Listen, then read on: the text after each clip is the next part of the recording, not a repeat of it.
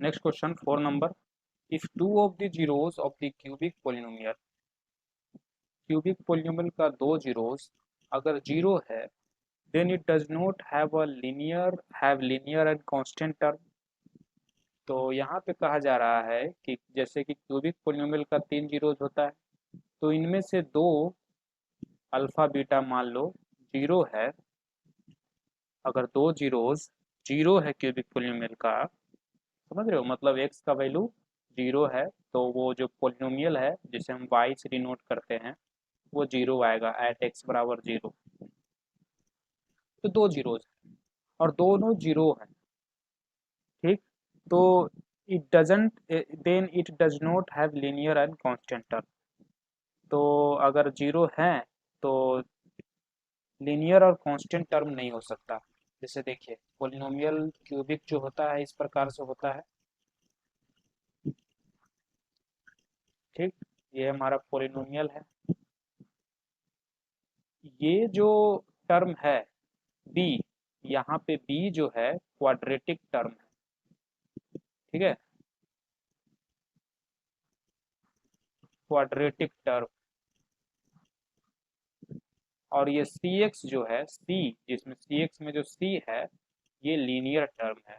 इसे linear term इसलिए कहा जा रहा है क्योंकि लीनियर पोलिनोमियल की पहचान है कि उसके हाईएस्ट पावर यानी कि डिग्री एक, और यहाँ पे पावर एक है, इसलिए इसको लीनियर टर्म बोला जाता है। और डी हमारा कांस्टेंट है।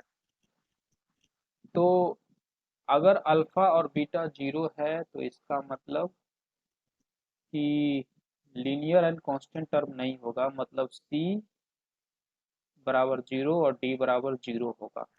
देखते हैं। तो आपको इसके लिए आपको जीरोज और कोफिशिएंट के बीच रिलेशन पता होना चाहिए। तो सम ऑफ जीरोज होता है माइनस बी बाई ए। तो अल्फा बीटा जीरो है तो इन दोनों को जीरो करते हैं तो गामा बराबर आता है माइनस बी बाई ए, ठीक है। यहाँ से ये पता चला। और आगे देखते हैं, एक और होता है alpha beta plus beta gamma plus alpha gamma is equal to, इसका होता है सी बाई ए।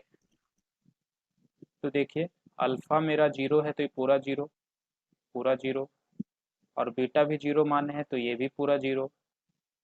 तो जीरो बराबर सी बाई ए, इसका मतलब सी बराबर जीरो। तो एक बात तो सही हुआ कि अगर आपका अल्फा बीटा जीरो है तो सी जीरो होगा, यानी कि लीनियर टर्म जीरो होगा। ये तो बात सच हो गई, ठीक। अब कांस्टेंट टर्म को समझते हैं। यहाँ पे देखिए अल्फा अल्फा बीटा अगर आपका जीरो है तो बी और ए जीरो नहीं होने वाला है, क्योंकि देखिए अल्फा बीटा जीरो है तो गामा यहाँ रहेगा। और एलएचएस में अगर कोई वैल्यू है तो आरएचएस में भी तो कोई वैल्यू होगा, और आरएचएस में वैल्यू होने के लिए बी और ए का कुछ वैल्यू होना चाहिए ना, है ना। तो इसलिए बी और ए जो कि क्वाड्रेटिक और क्यूबिक टर्म है वो जीरो नहीं होगा। सी जीरो हो गया, यहाँ से पता चला, समझ में आ रही बात है ना। Alpha zero zero beta zero, यहाँ पे इसलिए जीरो, अल्फा जीरो तो यहाँ पे फिर जीरो, तो इस तरफ जीरो तो सी बराबर जीरो, सी बराबर जीरो कैसे, अल्फा बीटा जीरो इस वजह से, ठीक है। इतनी बात होगी। अब डी को देखते हैं। तो वो कहाँ मिलेगा, ये प्रोडक्ट में मिलेगा। अल्फा बीटा गामा बराबर माइनस डी बाई ए होता है, और अल्फा जीरो है तो पूरा जीरो हो गया इधर, तो माइनस डी बाई ए, तो डी बराबर जीरो, ठीक। तो ये भी बात यहाँ पे भी सही हो गया।